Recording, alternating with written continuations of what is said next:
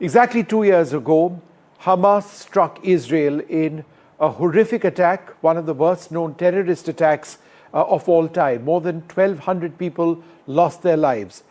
But what happened after that, with the situation in Gaza becoming absolutely critical, has stunned many across the region, across the world. The loss of life has been absolutely horrific.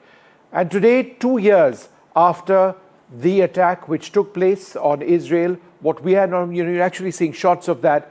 What we want to do at this stage is go through an entire sequence of events of what happened. So the Israel-Hamas war, a timeline of the horror, it began on the 7th of October 2023. Hamas launched a surprise attack. Hamas militants breached Israel's border, killing 1,200 people, mostly civilians, and taking 251 hostages. This sparked the war. On the 8th of October, Hezbollah joined the conflict with cross-border attacks from the north, from Lebanon in solidarity with Hamas. Hezbollah launched rockets at Israeli positions to the north. Israel was then under attack from multiple fronts. On the 9th of October 2023, Israel imposed a total siege on Gaza, with the defense minister ordering a complete blockade. On the 13th of October 2023, there was a mass evacuation order in northern Gaza, and here's where things started getting terrible for people on the ground, with Israel issuing orders for over 1 million Palestinians to flee south as ground preparations intensified, with clear concerns about the humanitarian crisis emerging even then. On the 27th of October 2023, Israel began its ground invasion of Gaza, and this followed intense airstrikes. You can see the impact of that. You've seen videos of that over the years as well. Israeli forces entered northern Gaza to dismantle the terror infrastructure of Hamas. It resulted in the displacement of over 1 million residents of the Gaza Strip. On the 24th of November to the 1st of December 2023, there was a sense of hope. There was a temporary ceasefire and a hostage exchange. This was a week-long truce which saw the release of 105 hostages by Hamas in exchange for 240 Palestinian prisoners, alongside increased aid to Gaza. On the 22nd of January 2024 was the deadliest day for Israel's defense forces. An explosive device resulted in the death of 21 Israeli soldiers in central Gaza, which has been the highest single-day loss for Israel since the ground offensive began. These are, in fact, the soldiers who lost their lives. On the 29th of February, Gaza's death toll surpassed 30,000. Now, the Hamas-run health ministry reported that 30,000 Palestinian deaths had taken place. 30,000. Now, Israel contests these numbers, but the United Nations does say that the humanitarian loss, the loss of lives, has been catastrophic. In May 2024, last year, Israel launched the Rafah offensive. Their forces entered Rafah in southern Gaza, displacing over 1 million people and drawing international condemnation for humanitarian impacts. Israel all along said that their goal, their role was in fact measured. But then, as a result of the conflict, remember, with Lebanon in the north as well, between the 17th and 18th of September 2024, the pagers of Hezbollah leaders and their walkie-talkie units started exploding. This was an example of Israeli sabotage, causing thousands of devices used by Hezbollah members to detonate across Lebanon and Syria. It resulted in the death of at least 32, with injuries to 3,000, and that clearly escalated the conflict to the north with Lebanon. That's where Hezbollah is. And Israel didn't let up. On the 27th of September last year, there was the assassination of the Hezbollah leader Hassan Nasrallah. An Israeli airstrike on Hezbollah's Beirut headquarters took place as well. This was in fact a turning point in Israel's war with the Hezbollah. On the 1st of October, Israel launched a ground invasion of southern Lebanon. Their soldiers entered Lebanon to target Hezbollah infrastructure. On the 16th of October last year, there was the death of the Hamas leader. So we are now talking once again about Hamas in the south. Yahya Sinwar, Israeli forces killed him. And they've said, Israel all along, that he was the architect, this man, of the attack on Israel in the first instance. This took place in a shootout in Rafah. This was a huge blow to the leadership of Hamas. On the 26th of November last year, there was a ceasefire agreement. This was a US-brokered truce which ended 14 months of Israel-Hezbollah fighting. This required Hezbollah's withdrawal south of the Litani River and an Israeli pullback from Lebanon through violations did, of course, persist after that as well. But then let's move on to this year. On the 15th of January, there was a ceasefire agreement which was announced in Gaza. US-led negotiations with Qatar and Egypt. They brokered a truce leading to a hostage release and a prisoner exchange. And this, in a sense, paused the 15-month war. But it came right after that, because on the 1st of March 2025, the first phase of the Gaza ceasefire expired. And negotiations stalled as Hamas rejected Israel's extension proposal for further releases of hostages. Israel then cut aid to Gaza as leverage, and that heightened tensions. On the 12th of June this year, Israel launched Operation Rising Lion against Iran. So this was another front in the war that Israel faced. There was Hamas in the Gaza Strip, there was Hezbollah in Lebanon, and Iran as well. It was a broader escalation. Israel struck Iranian nuclear and military sites. It was a huge attack which took place. Remember, Israel had faced missile attacks from Iran earlier on. They also targeted Hamas and Hezbollah leaders, and they killed key leaders in the Iranian military. On the 20th of August this year, Israel launched their Gaza City offensive. They called it Operation Gideon's Chariots 2 to seize Gaza City from the control of the Hamas. They destroyed 1,250 buildings. By this stage, the humanitarian crisis in Gaza getting out of control. And now, on the 4th of October, the IDF has in fact halted the Gaza City offensive amidst ceasefire talks following Hamas's partial agreement to Donald Trump's plan. Israel pauses its operations. There are talks which are going on. And I think the key point over here is that there is a sense that finally, after 2 years of intense fighting, there may be a prospect of peace. I'm joined now by Dr. Lauren Dagon-Amos, a foreign and security policy expert at Bar Ilan University in Israel, Dr. Omair Anas, an assistant professor in Ankara's Yildirim Beyazit University, Dr. James Dorsey, and Professor Andrew Latham also with us. Dr. Lauren Dagon-Amos, let me come to you first. Is it your sense, ma'am, that the peace process that we are now talking about, the Trump sort of effort, and all the points which have been listed might result in something lasting? Sir, first of all, I just want to say that my heart goes to the victims of this accident that you mentioned before the interview. And thank you so much for having me. And by saying that, I just saw some reports from Sharm el-Sheikh about the negotiation. I really hope so that all the sides of this conflict will want to end this, not the conflict, but this situation, this long situation during these 2 years. It's very difficult for us and probably for the people in Gaza.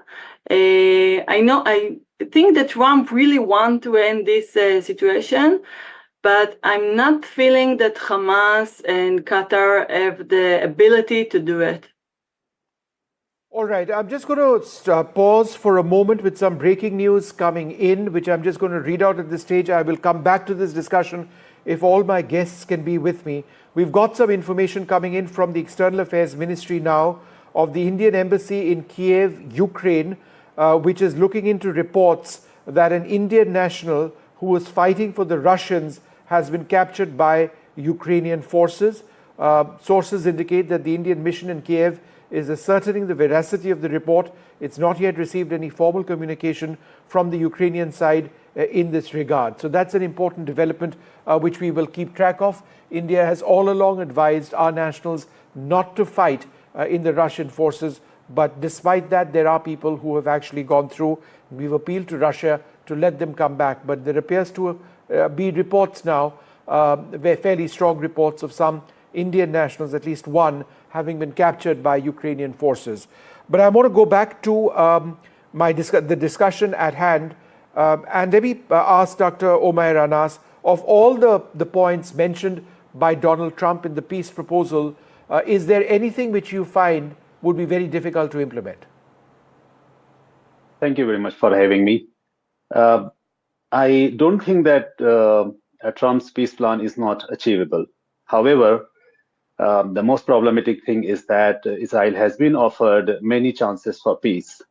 We have to remember that Oslo Accord has been offered, then peace, Camp David came, Arab peace plan has also been given to Israelis. But I think that if we see this entire unfortunate tragedy, the reality is that 80% of Palestinian land has been occupied. 50% population of Palestine is living as refugees.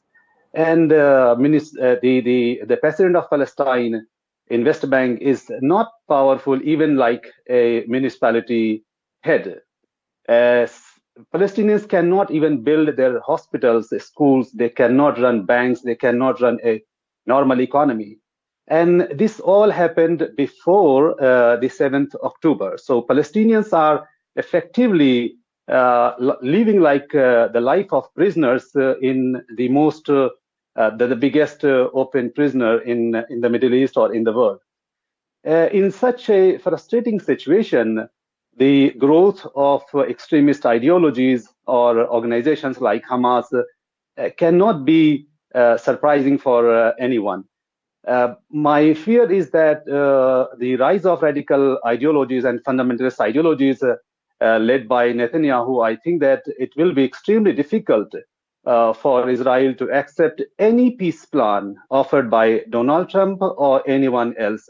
So even though the Arab side is showing so much flexibility at this time, and they have convinced Hamas to withdraw from any future settlement in Gaza, so Hamas has shown the willingness to withdraw from future administration of Palestine, and the next government or next administration in Gaza will be according to the peace plan of Trump, which he has laid down in his 20s. My next question to Dr. James Dorsey. Just hold on one sec, sir. I just want to keep the strike rotating. Dr. Dorsey, I think that the entire point on Hamas's disarmament and exclusion, and that Hamas is required to fully disarm, lay down weapons, and be excluded from the future governance role in Gaza. In as much as they say that they want to sort of get this achieved, do you see this as being perhaps the biggest potential stumbling block? I think we've got to be clear on what we have on the table and what we do not have. We have a set of principles, a set of objectives. We don't have terms of implementation. We don't have mechanisms of implementation. So that is really where a lot of the friction points are.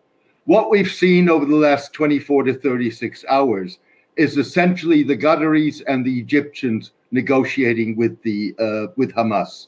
The Israelis and the Americans are on the sidelines. And essentially what they're saying is, we'll come in if Hamas concedes. The likelihood that Hamas is going to concede, with other words, release all of the hostages without clear definition on an end to and the terms of an end to the war and a complete Israeli withdrawal, perhaps in phases, these negotiations are unlikely to go anywhere. Professor Latham, is it your sense now that given the massive humanitarian crisis on the ground in Gaza, and the fact that, it's a question of survival now, that Hamas essentially doesn't have any option but to end this, because frankly, Hamas as a fighting force, even at this juncture, it's not much. There's not much left of it as a fighting force at all.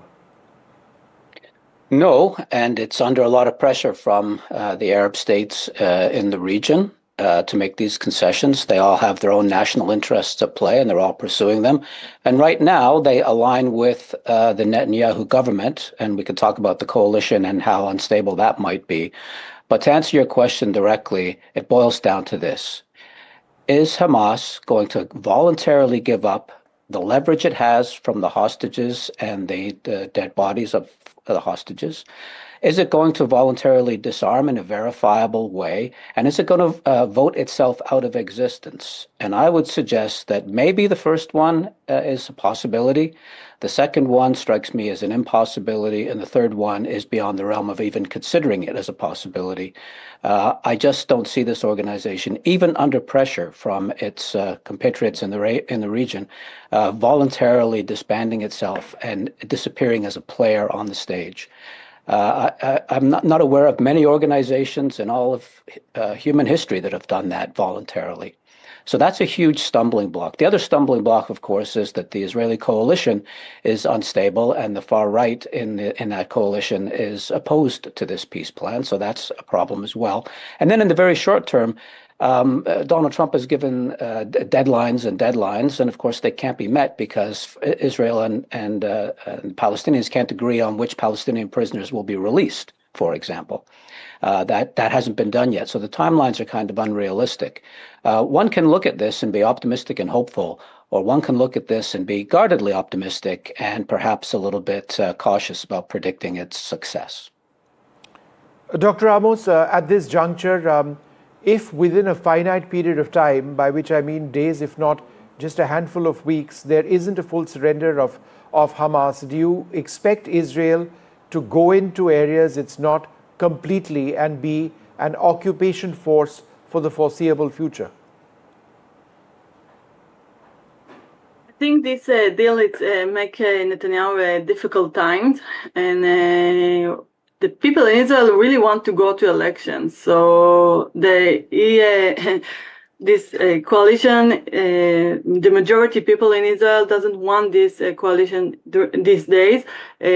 So after the hostage will come back home, I think everyone will want to go to election, and the situation in Gaza will be different. And we don't want to occupy Gaza, and we don't want to rule the Palestinian. We don't want to be the authoritarian over there.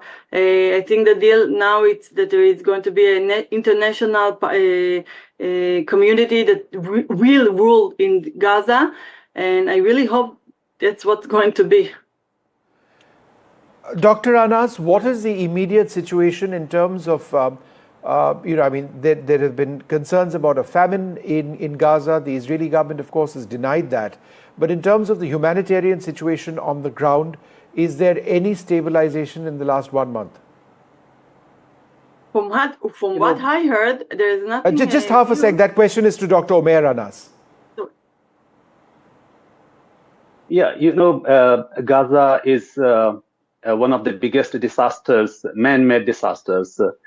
Every image, even as per Israeli standard, Israeli army has been releasing footages after footage about Gaza. So any person, any organization can imagine the level of destruction and the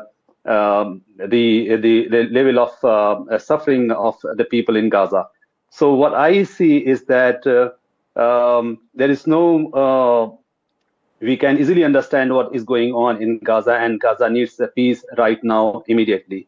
However, for example, to make an excuse on behalf of, for example, for Hamas, we have been saying that Hamas has total 30,000 of fighters of Al-Qassam brigade. And a number of Palestinians who have been killed in this conflict is, according to Israeli sources, are 70,000. And almost 200,000 Palestinians have been injured. Thousands of homes have been destroyed. So we are still surprised.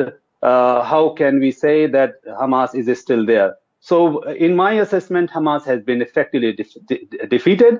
And if there are some elements of Hamas which are still there, they are no longer holding any influence even on the population. We have seen so many anti-Hamas. All right. So in your opinion, Hamas is not there as a valid force. Dr. Dorsey, this question is hypothetical in a sense because it's not all over in terms of the fighting. We hope it ends very soon. Who's going to rebuild Gaza? How are all of these people going to get their homes back?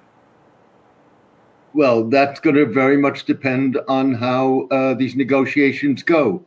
It's highly unlikely that the Arab states will be willing to cooperate in an operation which does not lead to a complete Israeli withdrawal and which does not involve a credible pathway to a Palestinian state. They will not risk being seen as doing the dirty work of Israel, if you wish. So to what degree the Gulf states are going to be willing to fund the reconstruction, and ultimately a significant chunk of the cost of reconstruction is going to have to come from the Gulf states, is going to depend on what kind of a deal you cut. All right. Well, we're out of time. We'll leave it over there. Hopefully the fighting ends and there can be a lasting peace. But the contours of that peace, these are just contours. The specifics still need to be agreed upon. We'll leave it there. Thank you all very much for being with us.